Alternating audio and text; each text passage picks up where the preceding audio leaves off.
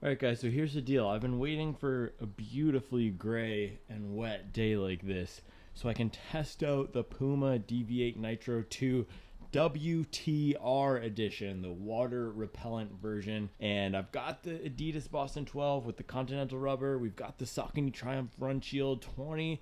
That one's getting a little bit long in the tooth. And so for a day like this where we got some nice wet pavement, it's not soaking wet with the rain. It might ramp up a little bit here, but we can test the traction of that Puma grip, which we tested a little bit in the Velocity Nitro 2, and we can test the upper to see how much water that's going to leave out on a day like today.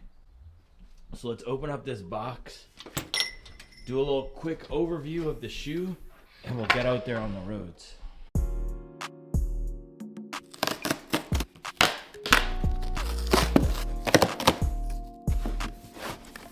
There we go, the classic Puma red that I'm learning now is their standard running shoebox color. And let's see these guys, look at that.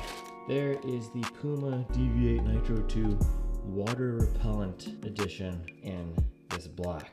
It's kind of hard to see on camera. There we go. That's a good looking shoe.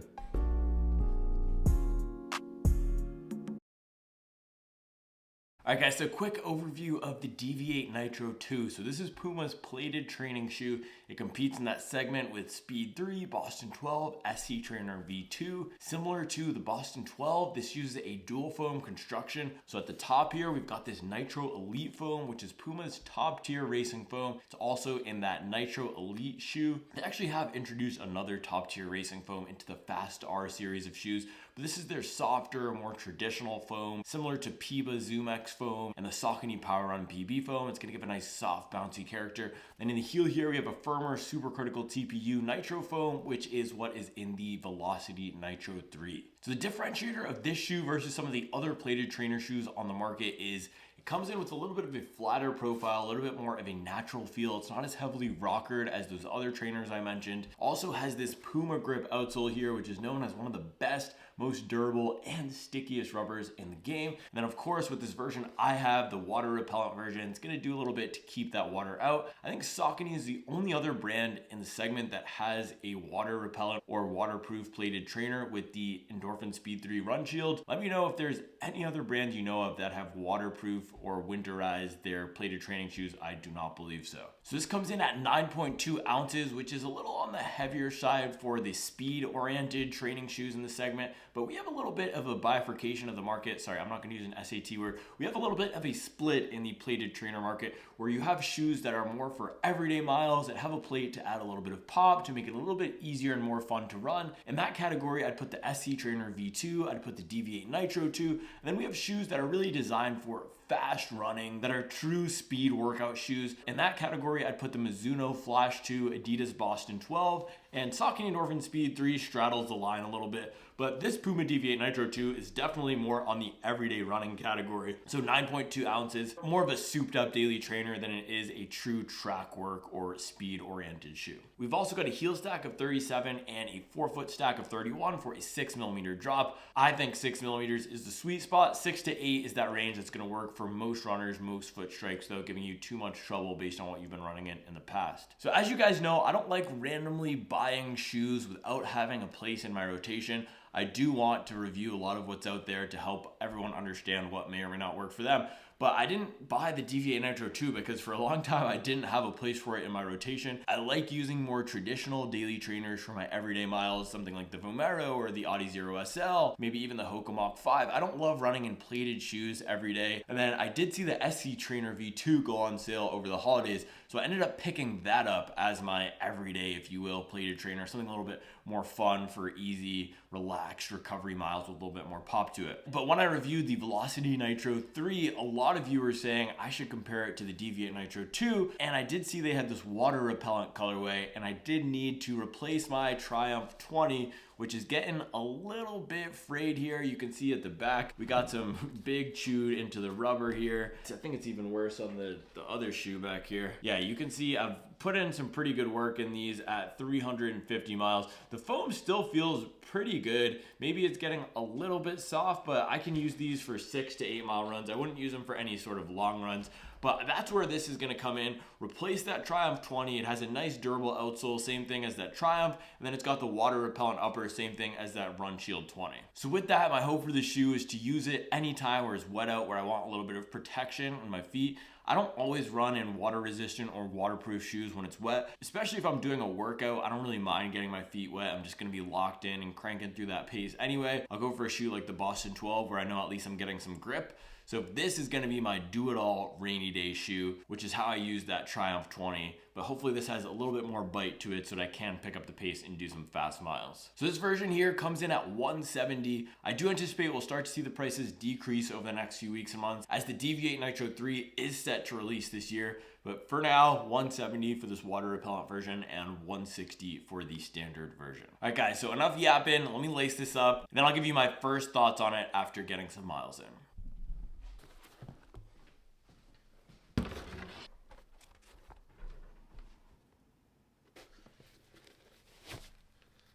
Definitely a little bit of that snug fit that we got in the Velocity Nitro 3. Yeah, it's got that soccer boot feel again. I do not love the way that these Puma shoes fit. You gotta open up the toe box for us Americans, man. Give us a nice little, just widen it out. Also, this is a 10.5 and yeah, this is quite tight. I might have needed to go up half a size. We'll see once I start running though. Also, these laces are short. Haven't had one of these guys in a while. A shoe with short laces. Save 0.3% in manufacturing costs that way. Just chop an inch off the laces. Nobody will notice.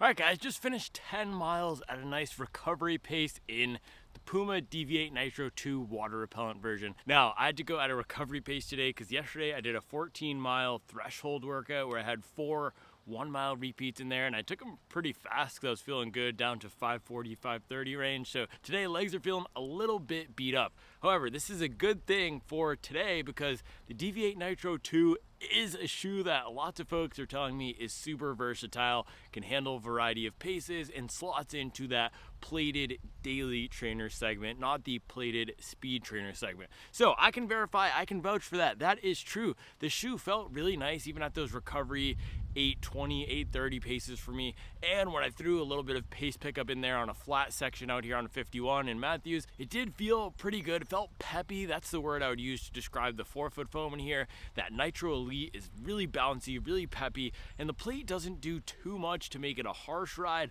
but it is going to give you a little bit more of a structured, rigid platform out in the front. So that is the one knock on using this as a daily trainer, for me at least. I prefer a little bit more of a flexible forefoot feel, and sometimes I just felt like this carbon composite plate was holding the shoe in place a little too much.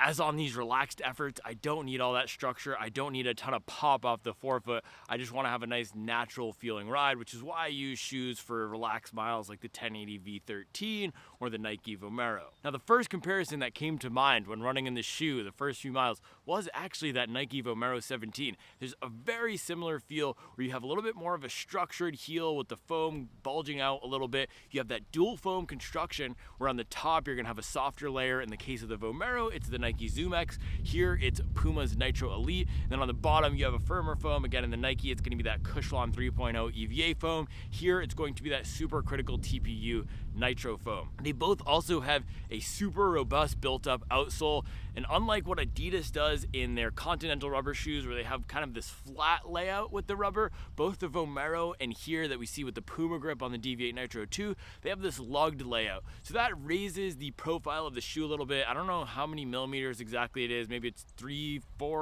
to 4 millimeters maybe you're getting of stack. So that's giving it a little bit more of a crunchy feel underfoot. You're not just gonna have a soft landing, which is what we see in shoes like the 1080 or even the Saucony Endorphin Speed 3, where you have a super soft foam with not a thick stack of rubber. So that does make the shoe feel a little bit more robust, a little bit more substantial than some of the other plated shoes out there. For example, I've been running in the SC Trainer V2 from New Balance a lot recently. That one is super soft, super smooth, doesn't have a big rubber outsole. Durability probably is not going to be great on that, but it has a really nice soft ride. This feels, again, a little bit more structured, a little bit more hardy. Feels like I can just crush through some miles in the winter without any worry about whether the shoe is going to stand up to weather, to mud, to muck. Seems like it's going to do a great job out there.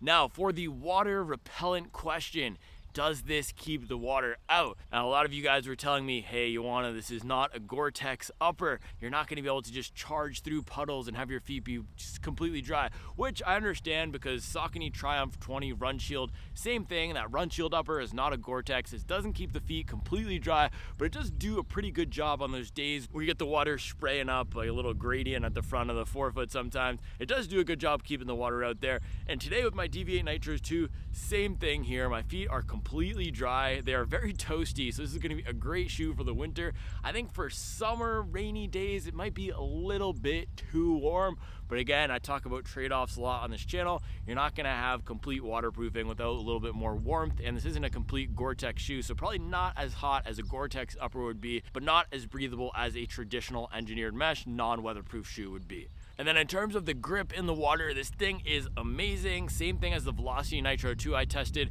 For some reason, this feels like it might be a little bit grippier than that shoe.